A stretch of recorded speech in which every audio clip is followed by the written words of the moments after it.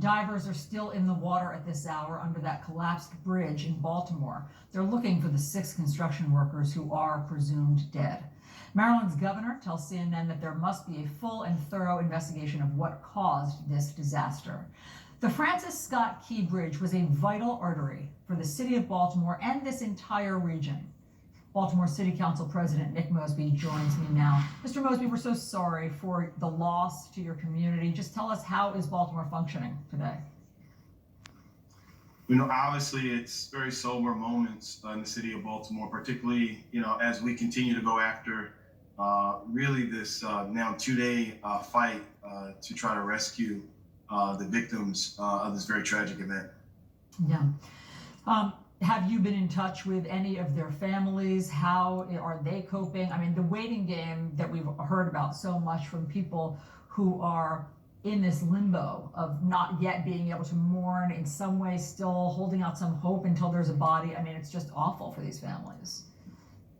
Yeah, it's the agony of watching it over and over again, because the scene is such a devastation and got so much attention, and hearing it from countless of folks. But knowing that you're sending your family member off to do something as basic as like road work, and that they never return home is really just a really sad reminder of some of our essential workers and what they do, and just really feeling for this family at this time. That's why I think the focus we've always been placed on is really the sanctity of life.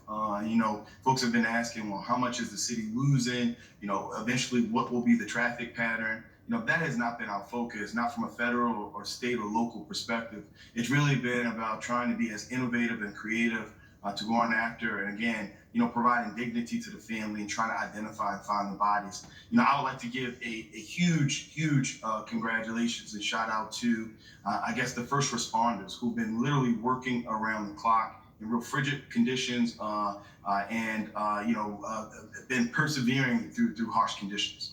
Yeah, we've heard about just the treacherous conditions that the divers are having to contend with. It's dark, and there's all sorts of jagged metal down there as they search through it. So it's really challenging on every level. Can you just tell us a little bit about the neighborhoods that were closest to this bridge? Because I understand that some of them were communities that sprouted up after World War II for people who worked at Bethlehem Steel. So what are they like?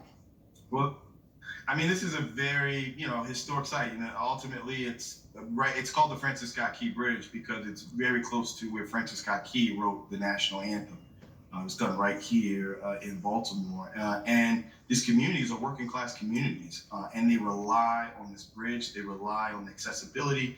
This bridge is a symbol of like upward mobility, connectivity to jobs, as it relates to our port and the industries that have sprouted up around the port of Baltimore. That's why this is just more than a bridge to Baltimoreans. Growing up in the city of Baltimore, I've crossed this bridge thousands of times. Many of us have. And to see it taken away from our skyline is kind of an eerie reminder of what took place 2 days ago. Are there any estimates in the city of how long it will take to rebuild this? No, I mean, obviously, the design and construction of a bridge of this magnitude, it's over 1.5 miles long, is a pretty complicated process. But I will say, the real focus has always been really trying to identify. So the recovery effort is where our focus has been. Phase 2 will be more or less on trying to figure out a way of cleaning up, getting the port back to some level of normalcy, because right now the port is completely shut down. And then the next effort of, how do we rebuild from here? Baltimore is a resilient town.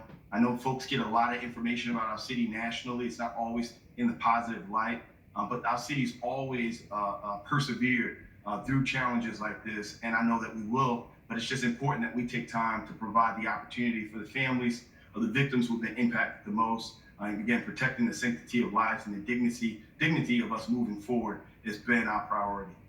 Absolutely. We're thinking of all of you. Baltimore City Council President Nick Mosby, thank you for your time. Thank you so much. What happened yesterday is drawing comparisons to some other deadly bridge collapses, and CNN's Jason Carroll has more.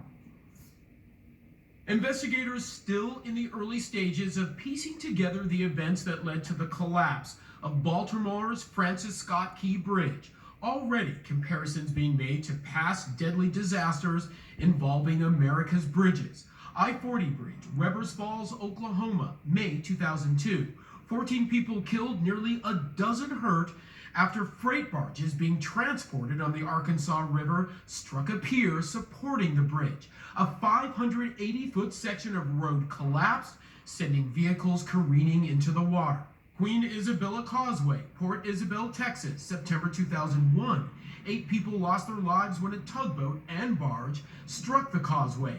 11 people drove into the opening below, only 3 survived. Big Bayou Canot near Mobile, Alabama, September 1993.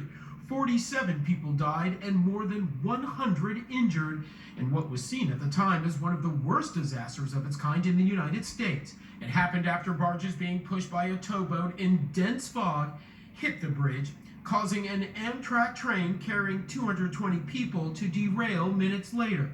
Rescue crews pulled victims from the partially submerged buckled train cars. We are so bad at learning from our mistakes and preparing for future instances. We need to assess our infrastructure. Collisions, not the only cause of tragic bridge collapses. Take what happened at the FIU Footbridge, Miami, Florida, March 2018. 6 people were killed after a pedestrian bridge near the campus of Florida International University suddenly collapsed. The 170-foot-long newly installed bridge had been under construction. I-35W Bridge, Minneapolis, Minnesota, August 2007. 13 killed, 145 injured. A major interstate at a standstill after the 35 West Bridge collapsed during rush hour. Federal regulators blamed the accident partly on support plates, which they said were half as thick as they should have been. Hyatt Regency Skywalks, Kansas City, Missouri, July 1981.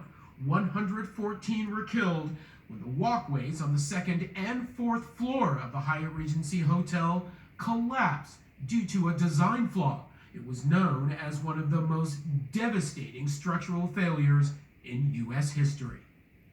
Jason Carroll, CNN, New York. And we'll be